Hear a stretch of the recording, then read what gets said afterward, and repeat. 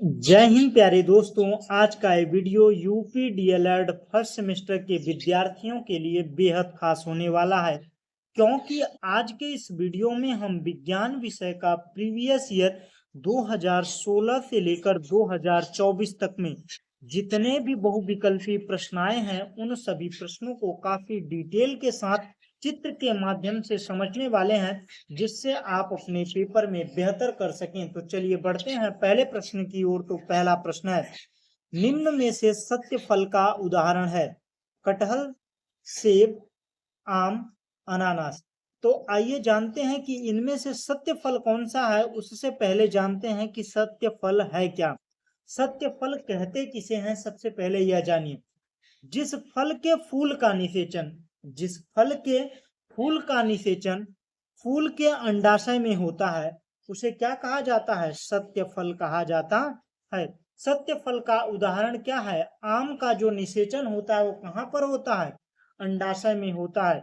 और वहीं पर असत्य फल की बात करें तो जिस फल के फूल का निषेचन अंडाशय को छोड़कर कहीं और पर होता है, चाहे वर्तिकाग्र में हो, चाहे पुष्पासन में हो, या कहीं और पर हो, तो वो क्या कहा जाएगा? अंडाशय को छोड़कर कहीं पर भी उसका निषेचन हो रहा है तो क्या है? असत्य फल है। तो अब आइए जानते हैं किसमें से सत्य फल और असत्य फल कौन सा है। तो सत्य फल आम है, बाकी सेब, कटहल, अनानास यह सभी क्या है? हमारे तीनों असत्य फल हैं। असत्य फल। यह सारी चीजें समझ में आई कि नहीं? बढ़ते हैं अगले प्रश्न की ओर। तो अगला प्रश्न है, वही सत्य फल के बारे में बताया गया है जिस फूल के अंडाशय में विकसित होता है, निषेचन के बाद में अंडाशय ही फल में बदल जाता है। मैंने बताया ना कि मतलब निषेचन अंडाशय में होता है और अंडाशय ही क्या बन जाता है? फल में परिवर्तित हो जाता है। वही क्या कहलाता है? सत्य फल कहलाता है। और असत्य फल अंडाशय के अलावा फूल के किसी अन्य भाग या पुष्पासन या बाह्य दलपुंज कहीं पर भी निषेचन होता है, निषेचन होने के बाद में वो फल में परिवर्तित होता है तो क्या कहलाता है? असत्य फल कहलाता है। यह दोनों चीजें समझ में आई। बढ़ते हैं अगले प्रश्न की ओर। तो दही से मक्खन को पृथक करने की विधि? ऊर्ध्वपातन, वाष्पन, निस्यंदन, अपकेंद्रण। तो आइए समझते हैं कि इसमें से वाष्पन क्या है। वाष्पन में जब ठोस और द्रव दो चीजों को जब मिलाया जाता है, घोल तैयार हो जाता है, जो विलयन प्राप्त होता है, उनमें से किसी ठोस को प्राप्त करना होता है तो हम कौन सी विधि अपनाते हैं? वाष्पन विधि अपनाते हैं। और निस्यंदन, जिसे फिल्ट्रेशन कहते हैं, निस्यंदन का मतलब होता है छानना। जब किसी भी विलयन में ठोस और द्रव पूरी तरीके से घुले नहीं होते हैं, ठोस और द्रव को अलग करना होता है, तो उसे क्या कहा जाता है? निस्यंदन कहा जाता है। और ऊर्ध्वपातन, इस प्रक्रिया में जब कोई पदार्थ ठोस से सीधा गैस में बदल जाता है उसे क्या कहते हैं? ऊर्ध्वपातन कहते हैं। ऊर्ध्वपातन भी समझ में आया, निस्यंदन भी समझ में आया, वाष्पन भी समझ में आया। अब बात करते हैं अपकेंद्रण की। अपकेंद्रण में क्या होता है कि जैसे कोई विलयन है, विलयन में से हल्की चीज को बाहर निकालना है तो हम क्या, हल्के और भारी पदार्थों को अलग करने के लिए कौन सी विधि अपनाई जाती है? अपकेंद्रण विधि अपनाई जाती है। और ठोस विलयन में जो घुला नहीं है उसके लिए निस्यंदन, और अगर घुल गया है ठोस को अलग करना है तो वाष्पन। और ऊर्ध्वपातन किसे कहते हैं? जब कोई पदार्थ को जलाया जाता है तो ठोस से सीधा गैस में बदलता है तो उसे ऊर्ध्वपातन कहते हैं। यह सारी चीजें समझ में आई। तो दही से मक्खन को पृथक करने की विधि अपकेंद्रण है। ऑप्शन चौथा सही होगा। बढ़ते हैं अगले प्रश्न की ओर। तो अगला प्रश्न है, पौधे की कलम लगाना एक प्रकार का है? अलैंगिक जनन, लैंगिक जनन, अनिषेचन जनन, कायिक जनन। तो इसमें से कलम, पौधे के कलम को अगर किसी भी पेड़ की टहनी को काट कर और लगा दिया जाए, वो एक नया पौधा बन जाता है, तो वहां पर कौन सा जनन होता है? कायिक जनन होता है।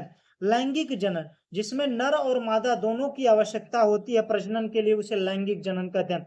अलैंगिक जनन, जिसमें नर और मादा कोई भी अपना प्रजनन कर सकता है तो उसे क्या कहते हैं? अलैंगिक जनन कहते हैं। और बिना निषेचन के जो प्रजनन करता है उसे क्या कहते हैं? अनिषेचन जनन कहते हैं। यह सारी चीजें क्लियर हुई। और वही चित्र के माध्यम से समझाया गया, अगर किसी भी मतलब वृक्ष के टहनी, फूल, पत्ते को काट कर लगा दिया जाए और वो एक नया पौधा बन जाता है तो वहां पर क्या होता है? कायिक प्रवर्धन होता है। यह सारी चीजें समझ में आई। बढ़ते हैं अगले प्रश्न की ओर। तो अगला प्रश्न है, गति के नियम के प्रतिपादक कौन है? न्यूटन, आइंस्टीन, कॉपरनिकस, इनमें से कोई नहीं। तो गति के नियम का प्रतिपादन किसने किया था? तो न्यूटन ने किया था। ऑप्शन पहला सही होगा। गति के नियम का प्रतिपादन किसने किया था? न्यूटन ने किया था। और कितने नियम दिए थे? 3 नियम दिए थे। कौन कौन से? पहला नियम क्या है यह आप लोग कमेंट में बताइएगा।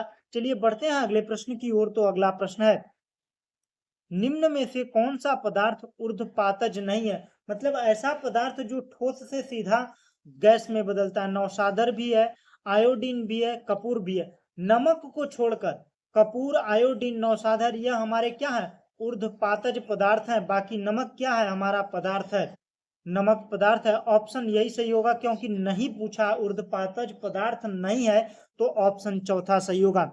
इस प्रकार से हम प्रश्नों को बड़े ही सरल तरीके से समझाने का प्रयास किया है। अगर आप लोगों को वीडियो अच्छा लग रहा है तो वीडियो को लाइक कर दीजिए, दोस्तों के साथ शेयर कर दीजिए, और चैनल पर नए हो तो भाई प्लीज यार चैनल को सब्सक्राइब कर दीजिए, जिससे आपको आने वाली वीडियो का नोटिफिकेशन मिल सके और आप अपने पेपर में बेहतर कर सकें। तो अब पहला प्रश्न है 2023 में जो आया था, तो ऊर्ध्वपातज पदार्थ नहीं है। जो 2024 में 5वां प्रश्न था वही पहला प्रश्न बनकर आया है, तो नमक होगा। ऑप्शन दूसरा सही होगा। बढ़ते हैं अगले प्रश्न की ओर। तो अगला प्रश्न है, निम्नलिखित में से कीटभक्षी पौधे हैं। कीटभक्षी पौधे कौन होते हैं? जो अपने पोषण को पूरा करने के लिए कीड़े मकोड़ों को पकड़ कर खाते हैं, उन्हें क्या कहा जाता है? कीटभक्षी पौधा कहा जाता है। कीटभक्षी पौधा है कौन?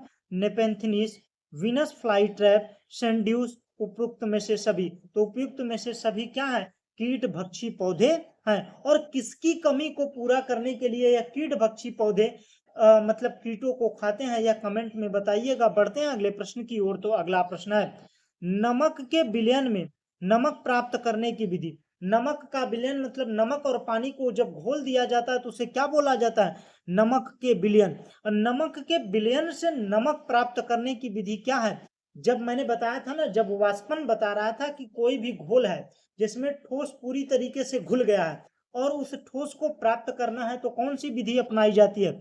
वाष्पन विधि। और जो निस्यंदन विधि है, निस्यंदन विधि का मतलब होता है छानना।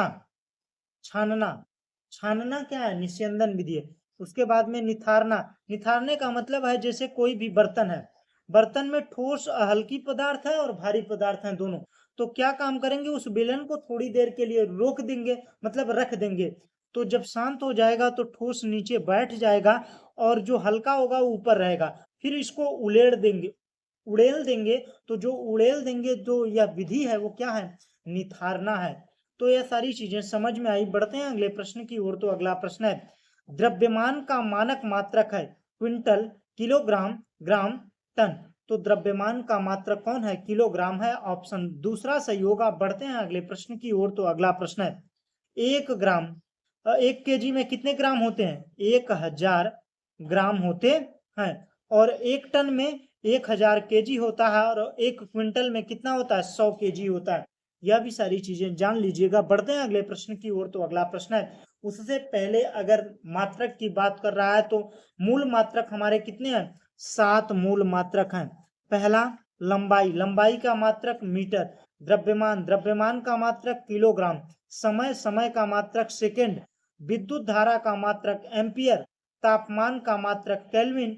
और पदार्थ की मात्रा का मात्रक मोल। और ज्योति तीव्रता का मात्रक कैंडिला है। यह हमारे 7 मूल मात्रक हैं।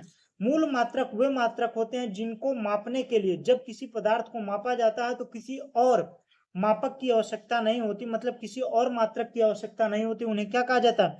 मूल मात्रक कहा जाता है।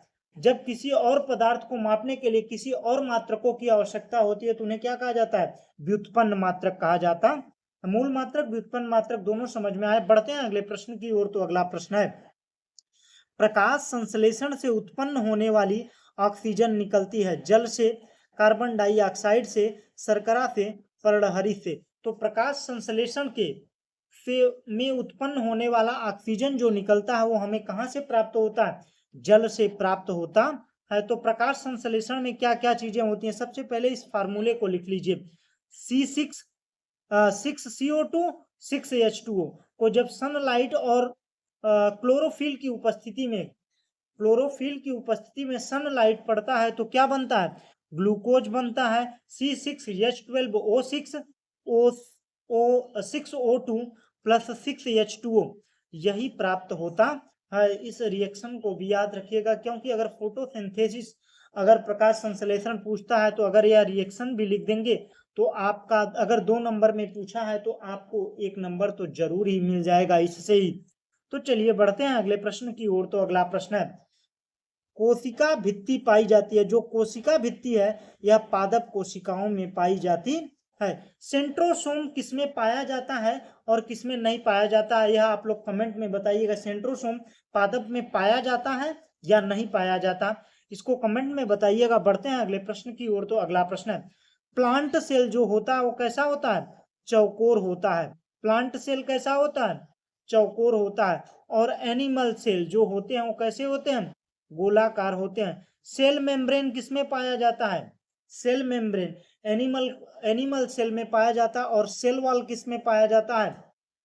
पादप कोशिकाओं में पाया जाता है। और यह सेल वॉल किसका बना होता है? सेलुलोज का बना होता है। यह सारी चीजें क्लियर रखिएगा। बढ़ते हैं अगले प्रश्न की ओर। तो अगला प्रश्न है, यौगिक का उदाहरण है वायु, धुआं, चीनी, चीनी का विलयन। यौगिक विलयन किसे कहते हैं? ऐसा मिश्रण जो एक निश्चित अनुपात में जब 2 या 2 से अधिक पदार्थ हो या तत्वों को या अणुओं को एक निश्चित अनुपात में मिलाया जाता है, उसके बाद में जो हमें मिश्रण प्राप्त होता है उसे क्या कहा जाता है? जो हमें पदार्थ प्राप्त होता है उसे क्या कहा जाता है? यौगिक कहा जाता है। तो यहाँ पर वायु में कोई भी लिमिटेशन नहीं, कभी कार्बन डाइऑक्साइड बढ़ जाता है, कभी जल की मात्रा बढ़ जाती है, तो क्या है? यह यौगिक नहीं है, यह मिश्रण है। धुआं क्या है? मिश्रण है। चीनी क्या है? विलयन है। और चीनी के विलयन में पानी कभी ज्यादा होता है, कभी चीनी ज्यादा होता है, तो विलयन फिक्स नहीं है। लेकिन जो चीनी का सूत्र होता है, इसमें चीनी के जो अणु होते हैं, इनके जो कार्बन, हाइड्रोजन, ऑक्सीजन की जो मात्रा होती है वो क्या होती है? निश्चित होती है। इसलिए चीनी क्या है? यौगिक है। बढ़ते हैं अगले प्रश्न की ओर। मैंने बताना एलिमेंट, ऐसे तत्व जो एक ही परमाणुओं के बने होते हैं, एक ही प्रकार के परमाणुओं के बने होते हैं, उन्हें क्या कहा जाता है? तत्व कहा जाता है। कंपाउंड, दो या दो से अधिक अणुओं या तत्वों के निश्चित अनुपात में मिलाने के बाद में जो हमें पदार्थ प्राप्त होता है उसे क्या कहा जाता है? यौगिक कहा जाता है। मिश्रण, बिना किसी अनुपात में जब किसी भी पदार्थ को मिलाया जाता है निश्चित मात्रा में, उन्हें क्या कहा जाता है? मिश्रण कहा जाता है। यह समांगी मिश्रण और विषमांगी मिश्रण 2 प्रकार के होते हैं। कायिक प्रवर्धन संभव है जड़ द्वारा, तना द्वारा, पत्ती द्वारा, इन सभी के द्वारा। जो कायिक प्रवर्धन होता है, कायिक प्रवर्धन का मतलब है कि पेड़ के किसी भी भाग को काट कर लगा दिया जाए और वह एक नया पेड़ बन जाता है, एक नया पौधा बन जाता है, तो वहां पर क्या हो रहा है? कायिक प्रवर्धन है। तो कायिक प्रवर्धन संभव है जड़ के भी द्वारा, तना के द्वारा, पत्ती के द्वारा, कुल मिलाकर इन सभी के द्वारा भी क्या है? कायिक प्रवर्धन संभव है। बल का मात्रक है न्यूटन, सेकेंड, किलोग्राम, इनमें से कोई नहीं। तो बल का मात्रक क्या है? न्यूटन है। और समय का मात्रक सेकेंड है और द्रव्यमान का मात्रक किलोग्राम है। और सीजीएस पद्धति में बल का मात्रक क्या है? डाइन। बल का मात्रक डाइन है। और कार्य का मात्रक क्या है? जूल है। और सीजीएस पद्धति में क्या है? अर्ग है। यह सभी चीजें याद रखिएगा, क्योंकि यह सारी चीजें पूछ ली जाती हैं। तो जब 1 केजी पदार्थ पर इतना बल लगा दिया जाए कि वह 1 मीटर पर सेकंड के त्वरण से गतिमान हो जाए, तो उस पर लगने वाला बल कितना होता है? 1 न्यूटन होता है। यह सारी चीजें इस प्रकार से क्लियर करिएगा। निम्नलिखित में से संयुक्त पत्ती छांटिए। आम की पत्ती, अमरूद की पत्ती, नींबू की पत्ती, इनमें से कोई नहीं। मतलब घर्षण बल निर्भर करता है सतह की प्रकृति पर, क्षेत्रफल पर, आयतन पर, उपयुक्त में से सभी पर। जब घर्षण बल कहते किसे? जब कोई पदार्थ किसी सतह के संपर्क में आता है, उसके बाद में जब हम उस पर बल लगाते हैं, उसके बल के विरोध में जो बल लगता है उसे क्या कहा जाता है? घर्षण बल कहा जाता है। तो यह आयतन पर, अगर जितना भारी आयतन होगा उतना ज्यादा बल लगेगा। क्षेत्रफल जितना होगा उतना ज्यादा बल लगेगा। सतह की प्रवृत्ति अगर चिकनी होगी तो आसानी से कम बल में घिसक जाएगा, अगर खुरदरी होगी तो ज्यादा बल लगेगा। तो इस प्रकार से कर सकते हैं। घर्षण बल निर्भर करता है उपयुक्त में से सभी पर। बढ़ते हैं अगले प्रश्न की ओर। तो अगला प्रश्न है, एसआई पद्धति में चाल का मात्रक है newton metre square, metre second, किग्रा मीटर पर सेकेंड स्क्वायर, जूल सेकेंड। तो एसआई पद्धति में चाल का मात्रक मीटर पर सेकेंड, क्योंकि चाल बराबर होता है दूरी बटा समय। और दूरी किसमें मापी जाती है? मीटर में। दूरी किसमें मापी जाती है? मीटर में। और समय किसमें मापा जाता है? सेकंड में। तो मीटर बटे सेकंड, ऑप्शन दूसरा सही होगा। बढ़ते हैं अगले प्रश्न की ओर। तो अगला प्रश्न है, बर्तन बनाने वाले कुम्हार के चाक की गति, जो चाक होता है वो कैसी गति करता है? घूर्णन गति करता है। और जो ग्रह होते हैं सूर्य के चारों ओर चक्कर लगाते हैं वो क्या है? वृत्तीय गति है।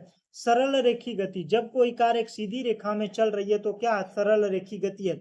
साम्य स्थिति के दोनों तरफ जो गति करती है जो वस्तु है वो क्या कहलाती है? गति, दोलन गति कहलाती है। जैसे झूला हुआ, झूला में क्या होता है? दोलन गति होता है।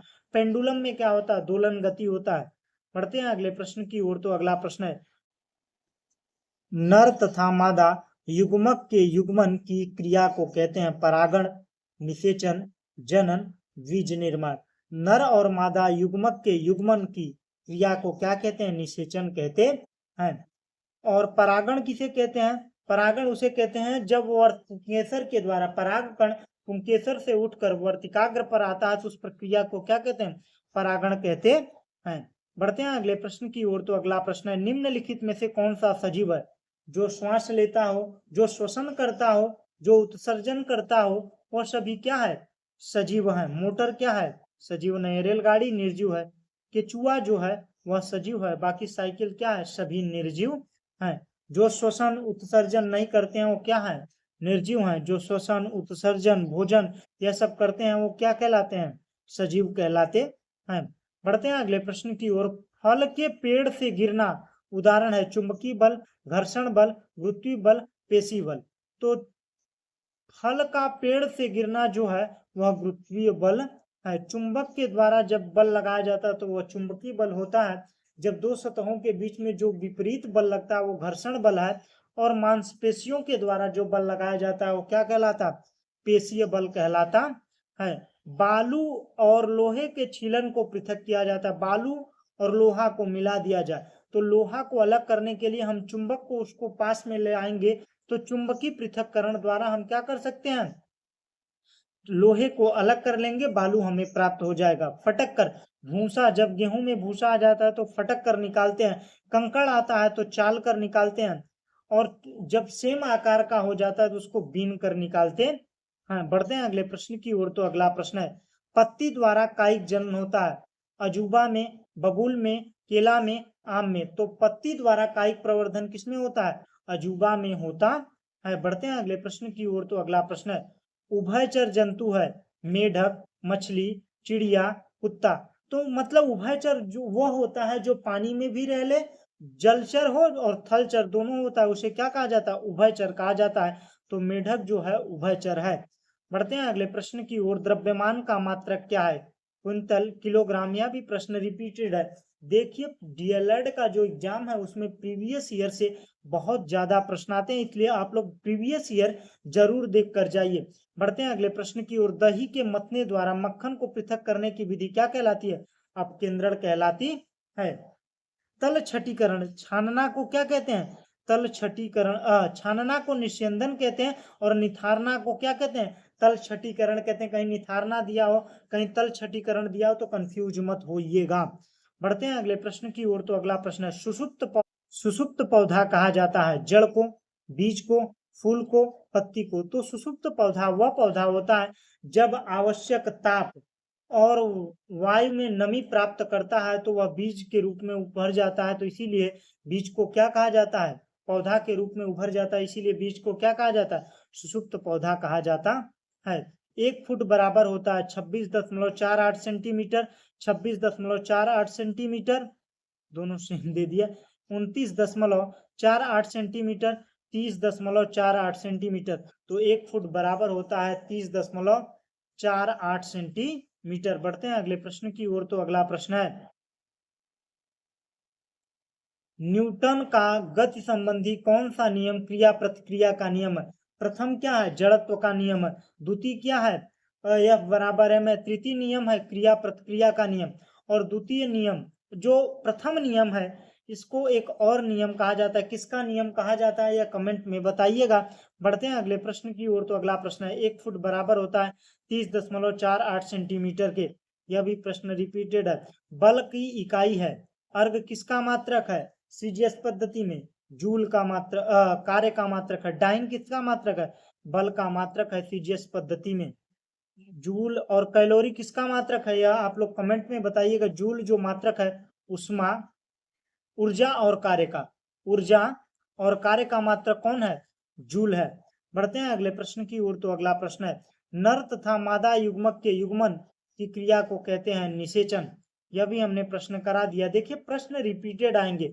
मछली के श्वास लेने के लिए कौन सा अंग पाया जाता है? मछली जिस अंग से श्वास लेती है उसे गिलफड़ा कहा जाता है। बढ़ते हैं अगले प्रश्न की ओर। तो अगला प्रश्न है, 1 गज बराबर होता है 5 फुट, 4 फुट, 3 फुट, 2 फुट। तो 1 गज बराबर होता है 3 फुट। बढ़ते हैं अगले प्रश्न की ओर। तो अगला प्रश्न है, घुलनशील ठोस पदार्थों को द्रव से पृथक करने की विधि। जब घुलनशील पदार्थ जो है, ठोस पदार्थ जब जल में जब चीनी या नमक घुल जाता है तो उसको हम अलग कैसे करते हैं? वाष्पन विधि के द्वारा अलग करते हैं। और कंकड़ पत्थर जब पानी में मिल जाता है तो उसे कैसे अलग किया जाता है? तलछटीकरण के द्वारा अलग किया जाता है, या छानने के द्वारा भी अलग कर सकते हैं। तलछटीकरण समझ में आया। बढ़ते हैं अगले प्रश्न की ओर। तो अगला प्रश्न है, पहलवान को भार उठाने में लगने, जब पहलवान जो होता है वह भार उठाता है तो किसके जरिए? पेशीय बल के द्वारा बल लगाकर उस भार को उठाता है। बढ़ते हैं अगले प्रश्न की ओर। तो अगला प्रश्न है, चने के बीज में 2 हल्के पीले रंग की संरचना का नाम है? बीजचोल, भ्रूण, बीजपत्र, मूलांकुर। उन्हें बीजपत्र कहा जाता है। ऑप्शन ग सही होगा। बढ़ते हैं अगले प्रश्न की ओर। निम्नलिखित में से उभयचर प्राणी है? उभयचर प्राणी वो होता है जो जलचर हो और थलचर दोनों होता है। तो कछुआ जो है वो जलचर और थलचर दोनों है। बढ़ते हैं अगले, निम्नलिखित में से कौन सा मछली के अनुकूलन का अंग नहीं है? धारा रेखी शरीर यह है, तैरने में मदद करता है। पंख भी तैरने में मदद करता है। गिलफड़ा श्वास लेने में, गलफड़ा जो है श्वास लेने में मदद करता है।